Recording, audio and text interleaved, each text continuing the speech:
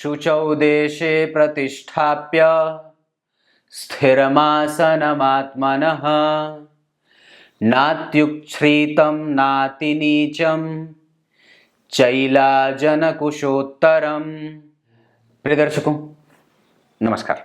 एक बार फिर से उपस्थित हूं आप सबके सामने सोमवार के बाद मंगलवार के कार्यक्रम में गुरु, शुक्र, बुध और चंद्रमा जैसे शुभ ग्रहों के साथ कैसे इनके संबंध और क्या इनका प्रभाव, ये तो आपको कई बार बता चुका हूं, पर इनके बारे में, इनके प्रभाव और कार्य के करने की क्षमता, उस पर एक छोटा सा विषय लेकर के उपस्थित हूं। ये छोटे छोटे कार्यक्रम बड़े महत्वपूर्ण और उपयोगी सिद्ध हो सकते हैं आपके ज्योतिष में ज्ञान की वृद्धि करने के लिए। और एक बात और है, आज मेरी बात किसी से हो रही थी तो उन्होंने बात मुझसे कही, पंडित जी आपने मुझे सूर्य को अर्घ देने को कहा है, पर आसपास के लोग अगर मुझे देखेंगे तो हंसने लगेंगे।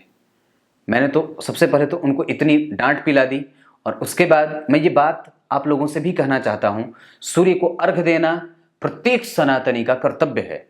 ये परम पुनीत कर्तव्य है।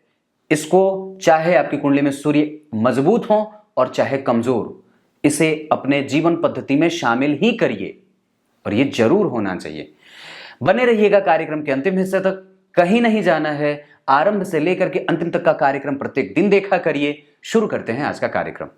कार्यक्रम के आरंभ में बोले गए श्लोक का अर्थ भी बताने वाला हूं।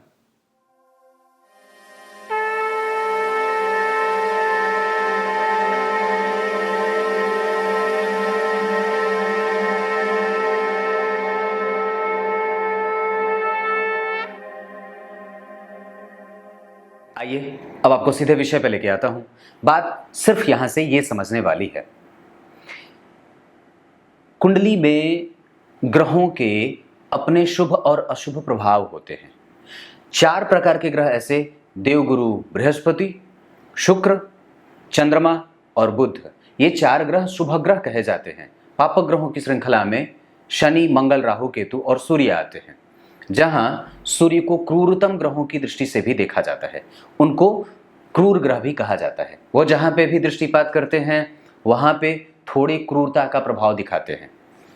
पर जितने भी शुभ ग्रह होते हैं उसमें से सबसे ज्यादा सर्वाधिक शुभ ग्रह देवगुरु बृहस्पति होते हैं। मैंने इनको यहां इसलिए बिछाया है कि किसी भी लग्न की कुंडली हो, अगर आपकी कुंडली में कितने प्रकार के दोष बन रहे हो, अब जितने भी आप दोष देखते हो देख लो, जितने भी प्रकार के दोष बन रहे हो कुंडली में, अगर उनको, जैसे होता क्या है, आप इसको समझना थोड़ा सा ध्यान से। कुंडली में बल देखा जाता है कि सकारात्मक बल ज्यादा है या नकारात्मक बल ज्यादा है, प्रभाव किसका ज्यादा है। जिसका प्रभाव ज्यादा होगा कुंडली उसके पक्ष में जाती हुई दिखेगी। मतलब अगर गुरु बलवान है और शुक्र भी बलवान है, पर दोनों में बलवान कौन है? जो बलवान होगा उसका प्रभाव ज्यादा होगा। तो कहने का मतलब है कि इतने सारे ग्रह, शुभ ग्रहों में सबसे ज्यादा जितने भी प्रकार के नकारात्मक प्रभाव कुंडली में बन रहे हों, और अगर केंद्र में गुरु उच्च के होकर के बैठे हों, तो उनके पास इतनी क्षमता होती है कि वो उस नकारात्मक प्रभाव को कमजोर या खत्म कर दें।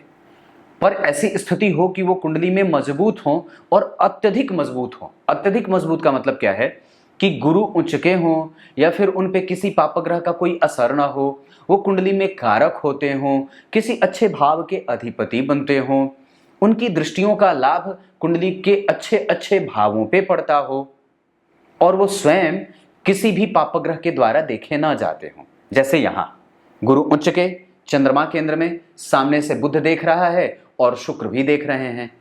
हम सबसे पहले हमें कुंडली को देखने से पहले ये देख लेना चाहिए कि केंद्र में जितना ज्यादा बल ग्रहों का होगा, मतलब जितना संख्या में ग्रह केंद्र में बैठे रहे होंगे, उतनी ही कुंडली ज्यादा मजबूती को और बलवती होती रहती है। वस्तुतः कार्यक्रम में ये बताना है, अब विषय पे आता हूं। अब ये तो भूमिका थी, पर बात ये जो है कि सबसे ज्यादा दोषों को खत्म करने का प्रभाव गुरु के पास होता है, दूसरे नंबर पे शुक्र के पास होता है, तीसरे नंबर पे बुध के पास होता है, और इन तीनों को जो बल प्राप्त होता है वो चंद्रमा से प्राप्त होता है। मतलब अगर चंद्रमा कमजोर रहेंगे तो ना तो गुरु कुछ अच्छा कर पाएंगे, ना शुक्र कुछ अच्छा कर पाएंगे और ना ही बुध कुछ अच्छा कर पाएंगे। मतलब ये है कि सर्वाधिक महत्वपूर्ण जो ग्रह हुआ वो कौन हुआ? प्रत्येक प्रकार का ग्रह किसी न किसी दूसरे से प्रभावित होकर के ही प्रभावित करता है और प्रभाव भी देता है। जैसे वो सबसे पहले भाव से प्रभावित होता है, उसके बाद वो राशि से प्रभावित होता है, उसके बाद वो नक्षत्र से प्रभावित होता है, उसके बाद वो जहां बैठा है वहां से प्रभावित होता है, उसके बाद वो जिससे दृष्ट होता है उससे प्रभावित होता है, उसके बाद वो कुंडली में कारक अकारक ये तो पहले ही देख लेना है, इससे वो किस भाव का अधिपति है और कहां बैठा है, किस भाव का अधिपति है ये सबसे पहले और कहां बैठा है ये दूसरे नंबर पे, और किस राशि में बैठा है ये तीसरे नंबर पे, उससे केंद्र में कौन बैठे हैं ये चौथे नंबर पे, उसको देख कौन रहा है वो नक्षत्र कौन सा है, ये ऐसे ऐसे चीजें, उनको कितना बल मिला, और ऐसे वो ग्रह बलवान होता रहता है। मतलब अगर कुंडली में कोई कमजोर पक्ष बना तो उसमें अगर गुरु केंद्र में बैठे हो तो वो सबसे पहले खत्म कर देंगे, मतलब उनके पास बल रहे तो। अगर वो केंद्र में नहीं बैठे हैं, बाहर बैठे हैं कहीं, लेकिन अगर शुक्र बैठे हैं तो उनके पास इतना बल रहेगा कि वो उस कुंडली के नकारात्मक प्रभाव को कमजोर कर देंगे, अगर कुंडली में वो उच्च के या अच्छी स्थिति में बैठे हो तो, पर केंद्र में होने चाहिए। अगर शुक्र भी बाहर हो, गुरु भी बाहर हो, पर बुध अगर केंद्र में बैठा हो और उच्च का हो या अच्छी स्थिति उसकी बन रही हो कुंडली में, तो उस कुंडली में जितने भी नेगेटिव अप्रोच करने वाले ग्रह होंगे उसके प्रभावों के कमजोर करने के लिए बुध अपनी जिम्मेदारी उठा लेते हैं।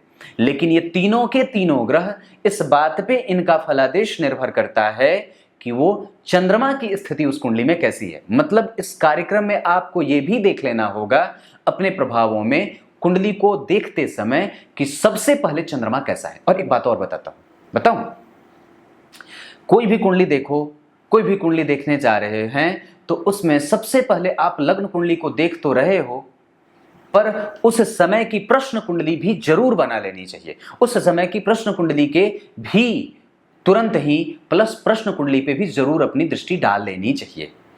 अगर लग्न कुंडली देख रहे हैं तो प्रश्न कुंडली को भी उसी समय तत्काल देख लो कि जिस समय पे ये जातक मेरे पास सवाल पूछने आया है उस समय के गोचर और ग्रह का प्रभाव कैसा बन रहा है। अगर आप ये सामने से रख करके चलते हो तो निस्संदेह आपकी स्थिति और फलादेश का प्रभाव और भी ज्यादा प्रखर और मजबूती को प्राप्त करता है। अगर प्रश्न कुंडली कमजोर बन रही हो तो निस्संदेह उसके प्रभावों में कमजोरी और आपके फलादेश को मजबूती मिलती है। उसका फलकथन कमजोर नहीं होगा, आपका फलकथन मजबूत होगा, लेकिन वो जातक के जो सवाल हैं उसके उत्तर हाँ या ना में प्रभावित ज्यादा होते हैं। अगर प्रश्न कुंडली मजबूत बनी तो हाँ की उत्तर ज्यादा मिलती है, अगर प्रश्न कुंडली कमजोर बनी तो ना के उत्तर ज्यादा मिलते हैं। यही बात है, इसको आप अगर समझ लोगे।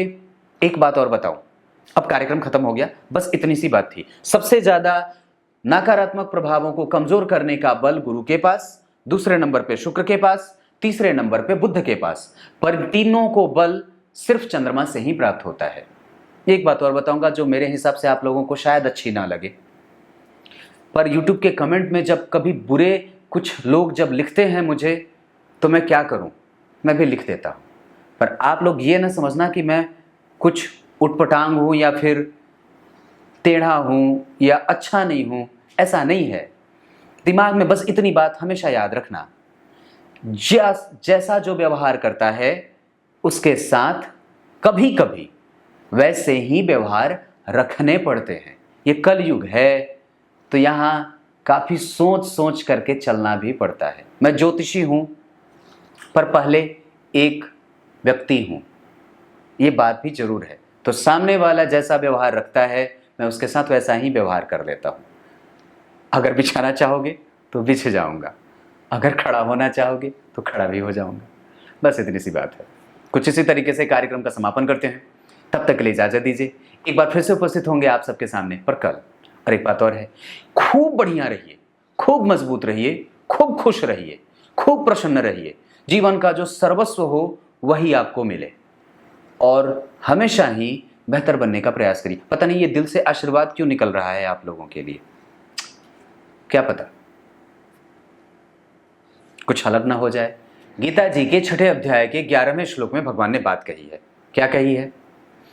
ध्यान लगाने के लिए और ध्यानस्थ होने के लिए आसन की शुचिता का बड़ा महत्व होता है। जो न तो बहुत ज़्यादा ऊंचा बैठे, जो न तो बहुत ज़्यादा नीचे बैठे, जो बिल्कुल सामान्य स्तर पे जा करके अपने आप को स्थापित करता है और परमात्मा से संबंध जोड़ने का प्रयास करता है, वही श्रेष्ठ होता है। और वास्तव में यही आपकी स्थिति जीवन के साथ भी होनी चाहिए।